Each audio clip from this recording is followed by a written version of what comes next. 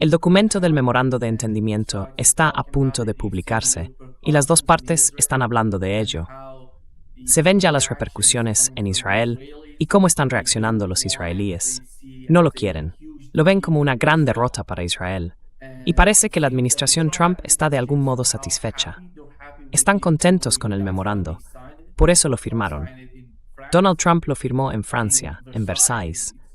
El lugar tiene de alguna manera un valor histórico, y la parte iraní se muestra algo escéptica con lo que está ocurriendo. Ayer vimos a la dirección iraní salir y emitir un comunicado en el que decía que había dado permiso al gobierno iraní para negociar.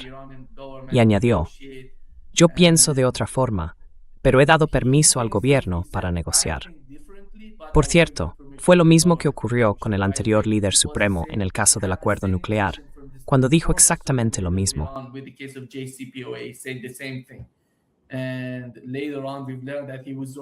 Y más tarde supimos que tenía razón sobre el JCPOA, porque Donald Trump simplemente lo destruyó, se retiró del acuerdo.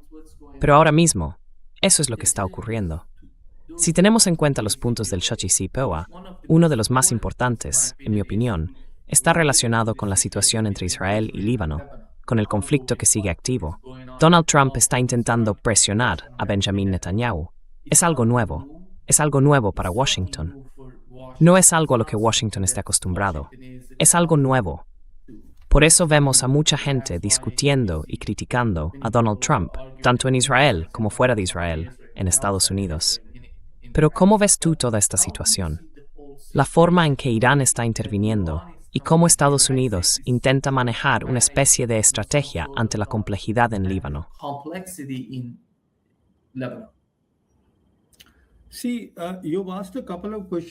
Mira, has hecho un par de preguntas. Vamos a ir una por una. En cuanto al memorando de entendimiento, en mi opinión, tanto Irán como Estados Unidos están interesados en que este acuerdo funcione, en que avance hacia un pacto. Eso significa que después de 60 días, y más allá de esos 60 días, pueden ampliarlo si ambas partes están de acuerdo. Ahora, en lo que respecta al presidente Trump, él quiere que la guerra termine, y hay muchas razones por las que lo digo. Para los estadounidenses, la guerra ya se ha acabado. Una de las razones es que en realidad el presidente Trump no tiene hoy ninguna opción militar, mientras que los iraníes sí tienen muchas. Tienen opciones militares y también económicas. Pueden causar dolor económico a nivel global.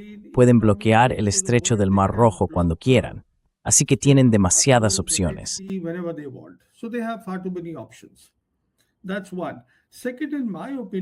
Esa es una. En segundo lugar, en mi opinión, el presidente Trump quiere ser recordado como el presidente de la paz. Porque, por favor, recordemos la Estrategia de Seguridad Nacional de la Administración Trump, que se publicó en noviembre de 2025. Decía muy claramente que el presidente Trump quería que su legado fuera el de un presidente de la paz. Así que se ha metido en una guerra equivocada. Ahora quiere salir de esa guerra y conservar su legado. Luego hay otro punto, y es que en 2025, el presidente Trump cambió el nombre del Departamento de Defensa por el de Departamento de Guerra. Y recientemente hemos oído que Pete Hicks, el secretario de Guerra, ha solicitado un presupuesto para el año 2027 para el Departamento de Guerra. Nada menos que $1,5 billones al Congreso de los Estados Unidos.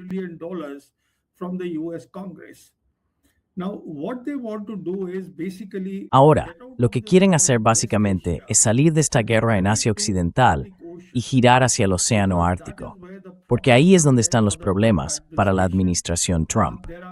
Hay problemas militares y también cuestiones de seguridad económica, porque si miras el hemisferio occidental, algo así como 22 países participan en la iniciativa de la Franja y la Ruta de China. Y por eso, en mi opinión, el propio presidente Trump ha firmado el memorando de entendimiento. Eso significa que ha asumido la responsabilidad de ese acuerdo. Y a partir de ahí, ahora quiere ver cómo se pone en práctica. Y por esa razón, como mencionabas, están ocurriendo cosas poco habituales.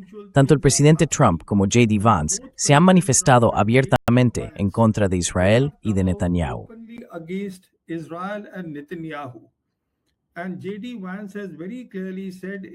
Y J.D. Vance ha dicho muy claramente y en público que Israel solo puede mantenerse gracias al poder de Estados Unidos.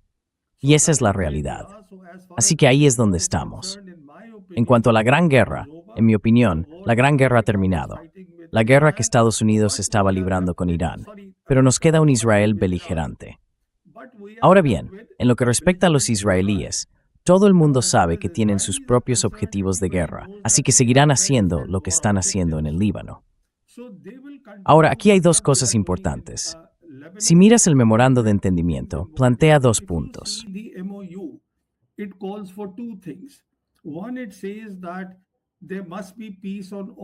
Primero, se dice que debe haber paz en todos los frentes. Eso significa que todos los aliados de los iraníes, es decir, todo el frente de resistencia, deben calmarse.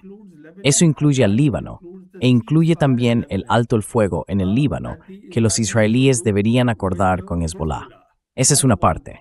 La segunda parte es que debe mantenerse la integridad territorial del Líbano. ¿Qué significa eso? Que los israelíes ya están ocupando el sur del país. Aproximadamente un 20% del territorio libanés está bajo ocupación israelí. Y, según se informa, ahora están ampliando sus asentamientos allí. Incluso han cambiado sus mapas en esa zona.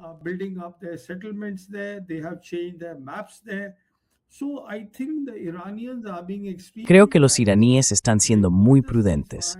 Quieren que el alto el fuego se mantenga. De momento se ha detenido la violencia, y eso significa que en lo que respecta a Asia Occidental, tienen que convivir con esta situación de ni guerra ni paz. Mientras el alto el fuego aguante, el tema de la integridad territorial se puede abordar más adelante. Por eso el equipo iraní, encabezado por Abbas Araghchi, ya está en Suiza o de camino allí. Irán irá a menos que Netanyahu vuelva a romper el alto el fuego en el Líbano. Eso es lo que está ocurriendo ahora en Asia Occidental. Estamos ante lo que yo llamo una situación de ni guerra ni paz. Las maniobras de Netanyahu no van a desaparecer, ni allí ni en Gaza.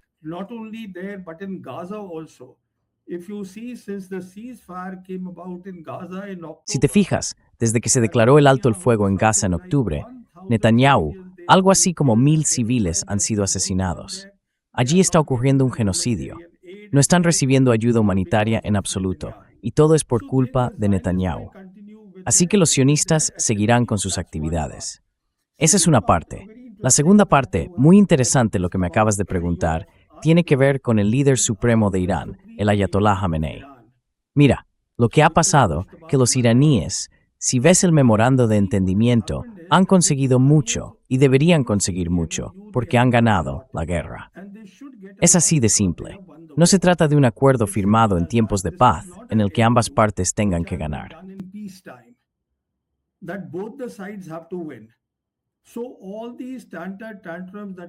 Así que todos esos berrinches que estamos viendo en Estados Unidos, por parte de los responsables políticos, de los medios y del propio establishment, diciendo que Trump ha dado más a Irán en el memorando de entendimiento de lo que ha recibido a cambio, no tienen fundamento, porque ese memorando es una consecuencia de la guerra, una guerra que Irán ha ganado de forma clara.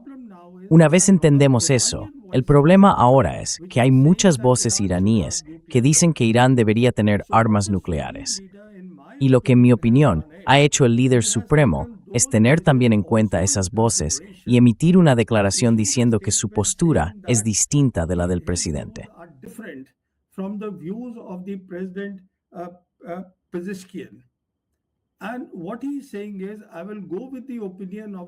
Y lo que él está diciendo es, seguiré la opinión del presidente, porque es el líder supremo del Consejo de Seguridad Nacional de Irán, y es el hombre que ha firmado el memorando de entendimiento.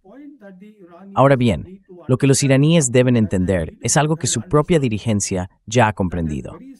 Es muy sencillo.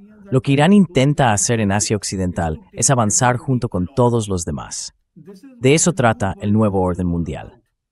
Significa que los problemas de la región deben resolverse entre los propios actores regionales, es decir, que todos tienen que ir de la mano. Pero si Irán consigue un arma nuclear, lo que ocurrirá es que se perderá la confianza. Los países de la región dejarán de confiar en Irán.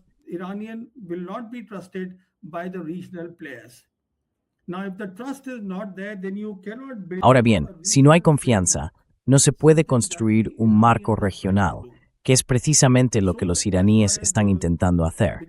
Porque entonces lo que pasará es que Irán será visto como un poder hegemónico y no como un país socio si llega a conseguir el arma. Así que creo que lo que está ocurriendo es que los iraníes son gente inteligente y han decidido apostar por las negociaciones. Pero claro, su línea roja es que Trump y JD quieren ponerle una correa a Netanyahu, y Netanyahu tiene su propia agenda. Así están las cosas. Pero en mi opinión, Trump está decidido a llevar esto hasta el final, ya sabes, los 60 días hasta que se firme el acuerdo, y quizá más allá, si hay consentimiento mutuo. No tiene ninguna intención de volver a la guerra. Sí. Yeah. I think the problem for Donald Trump right now is Lebanon. Creo que el problema para Donald Trump ahora mismo es el Líbano y cómo puede manejar al gobierno israelí allí. Porque tarde o temprano, si siguen con esos ataques contra el Líbano, Irán va a responder. En los últimos 2 o 3 días se ha hablado de que, de alguna manera, Irán podría atacar a Israel. Pero hay comunicaciones entre bastidores, entre Estados Unidos e Irán, sobre cómo gestionar eso. Hasta ahora, parece que Estados Unidos le está diciendo a Irán, una y otra vez, que están presionando a Netanyahu y a los israelíes para que se contengan. Y si miras cómo Israel está actuando frente a la administración Trump, básicamente están atacando a las mismas personas que apoyaron a Donald Trump. Ya sabes, Allison, esos sionistas que apoyaron a Donald Trump, que le ayudaron a ser elegido, y ahora mismo están yendo contra él. Y ves a JD Vance saliendo a responder a esos ataques. ¿Cómo ves tú lo que está pasando en el Líbano? How do you see that going on in Lebanon? Verás, esto va a continuar. Pero en lo que respecta a los iraníes, no le veo sentido. Y son gente muy sabia. No van a atacar a Israel. Todo lo que tienen que hacer es cerrar el estrecho de Hormuz al tráfico comercial. En cuanto lo hagan, la presión caerá sobre Trump y JD Vance para que presionen a Netanyahu. Y eso es exactamente lo que están intentando conseguir. Porque como te digo, los iraníes son gente muy sabia. Están mirando hacia adelante. En mi opinión, están pensando más allá, incluso más allá del acuerdo final. Están mirando a Gaza, están mirando a Hamas en Gaza. Incluso están mirando la cuestión palestina. Y eso es algo que en esta fase no quisieron incluir en el memorando de entendimiento. Porque hay que recordar que cuentan con el apoyo de China y de Rusia, y que los chinos, en 2024, en Pekín, reunieron a 14 facciones palestinas, entre ellas Fatah y Hamas.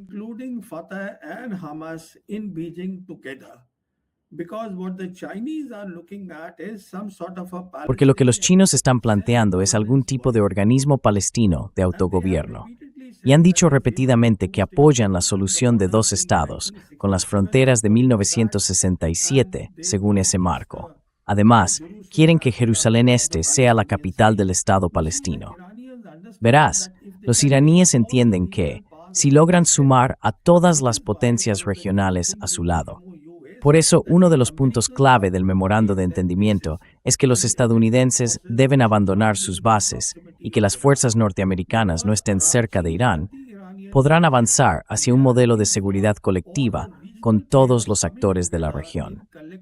Una vez que eso ocurra, y después, cuando se cierre el acuerdo final, aunque quizás se prolongue un poco más en el tiempo, entonces están Zetalem.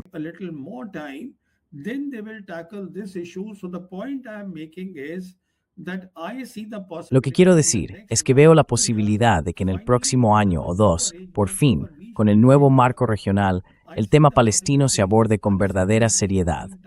Y cuando eso ocurra, en lo que respecta a los sionistas, se les pondrá límites. Finalmente, se acabará su sueño de lograr ese gran Israel. Se habrá terminado. En mi opinión, los iraníes están mirando mucho más allá y harán todo lo posible para conseguirlo. Darán margen, le darán bastante cuerda a los estadounidenses, pero desde luego son firmes. Para ellos hay una línea roja. El ataque contra Hezbollah tiene que parar. El terrorismo de Israel en el Líbano tiene que parar. De lo contrario, cerrarán el estrecho de Hormuz. Y ahí es donde estamos.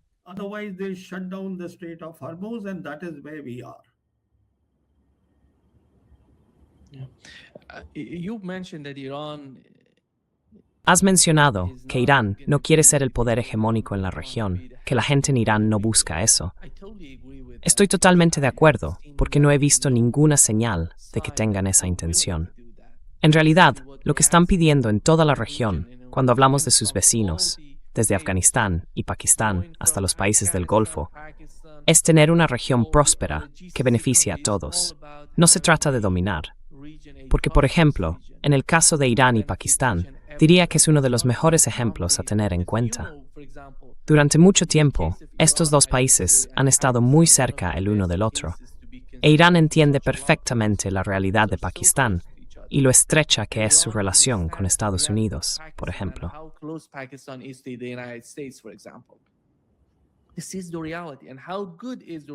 Esa es la realidad. ¿Y qué tal es la relación entre Irán y Pakistán? Si lo miras en conjunto, verás que Irán no tiene ningún problema. Incluso el gobierno de Omán está en la misma situación. El gobierno omaní mantiene una relación muy buena con Estados Unidos. Tienen una base estadounidense en su territorio. Pero no fueron atacados durante esta guerra, porque Irán respeta a los países que respetan su soberanía. Y ahí está todo el problema con los países del Consejo de Cooperación del Golfo, donde las bases americanas se utilizan contra Irán. Así que no estamos hablando de una potencia hegemónica en la región. Es un país que quiere definirse como un Estado dispuesto a cooperar con otras potencias de la zona.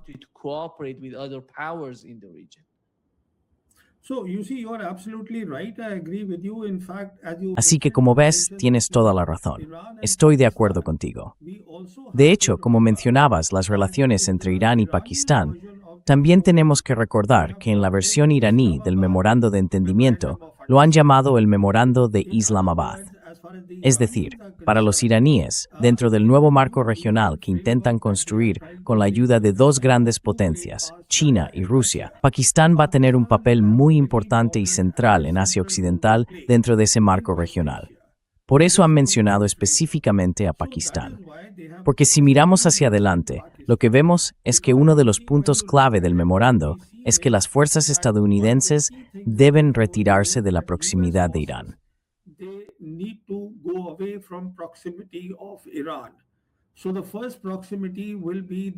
Así que la primera zona de proximidad serán los países del Consejo de Cooperación del Golfo. Porque si lo miras hoy, los estadounidenses tienen entre 40 y 50 mil soldados repartidos en 10 países y 19 bases en Asia Occidental. Y cuando observas esas 10 bases, 5 de esos países son miembros del Consejo del Golfo.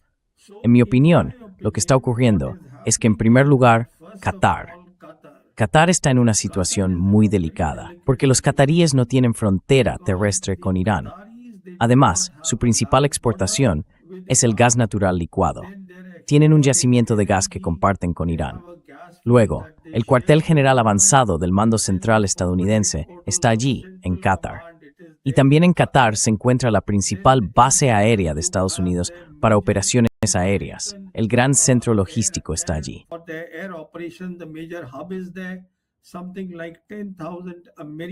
Hay algo así como 10,000 soldados estadounidenses en Qatar. Así que los qataríes, al igual que los saudíes, ya han cerrado un acuerdo de seguridad con el ejército de Pakistán. Lo mismo ocurre con los qataríes, que también están en conversaciones. Y en mi opinión, con el paso del tiempo, aunque hoy vemos que los Emiratos Árabes Unidos están explorando rutas distintas porque no quieren usar el Golfo Pérsico, básicamente están mirando hacia la ruta este-oeste. Luego, los kuwaitíes también quieren unirse a esa ruta este-oeste de los Emiratos. Así que, en definitiva, lo que veo es que, cuando todo esto se consolide, habrá una posibilidad real de que surja un marco regional. Irán ha ganado la guerra contra la mayor potencia militar del mundo, Estados Unidos.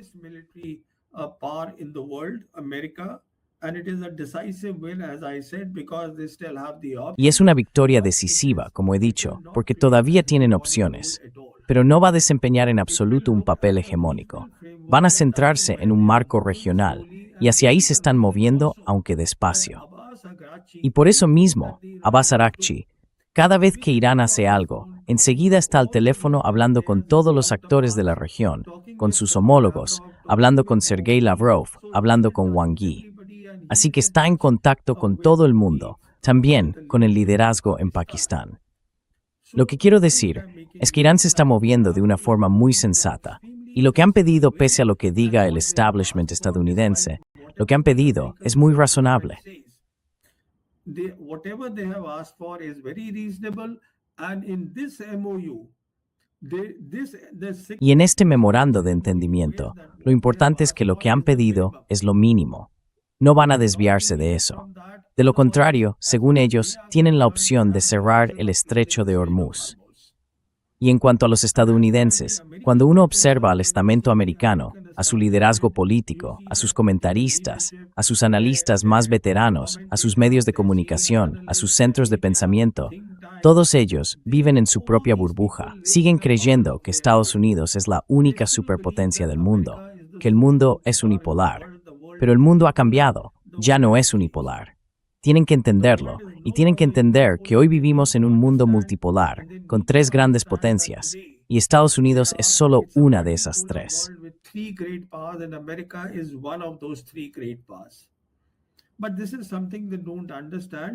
Pero esto es algo que no entienden, porque no quieren entenderlo. Ese es el nivel de arrogancia que existe entre los estadounidenses. No quieren aceptar que el mundo está entre dos órdenes, que se está configurando un nuevo orden mundial. Y aquí viene lo más interesante que me gustaría decir. ¿Qué es exactamente ese nuevo orden mundial? Si me permitís un momento para explicarlo. El orden mundial actual del que hablamos, que es un orden hegemónico, se basa en dos fortalezas excepcionales de Estados Unidos: su poder militar y el dólar como moneda de reserva mundial. Este orden es un orden hegemónico. Es un orden en el que Estados Unidos crea y rompe las reglas a su antojo.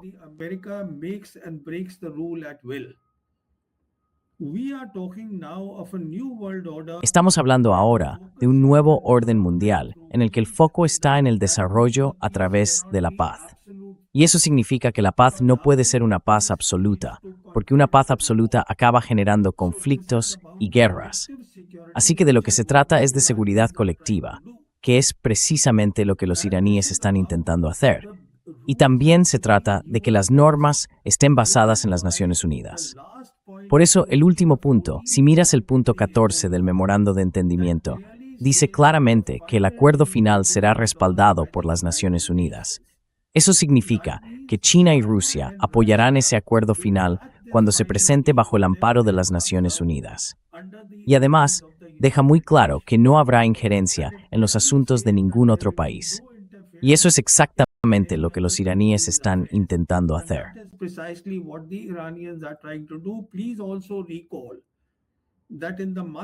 Recordemos también que en el mes de mayo, Abbas Araghchi viajó a Moscú, donde pasó 1 hora y media con el presidente Putin. Después de eso, fue a China y se reunió allí con su homólogo Wang Yi. Y una vez de vuelta en Teherán, habló por primera vez del nuevo marco regional de posguerra. Ese es precisamente el marco regional que se está desarrollando ahora, un marco que incluye a todos, que se basa en la cooperación y no en un orden hegemónico. Así que, el punto que quiero destacar es que este nuevo orden mundial lo veremos desplegarse por primera vez en el mundo, en Asia Occidental, cuando se cierre este acuerdo final. En mi opinión, este es el desarrollo más interesante a nivel global. Development, in my opinion, at the global level.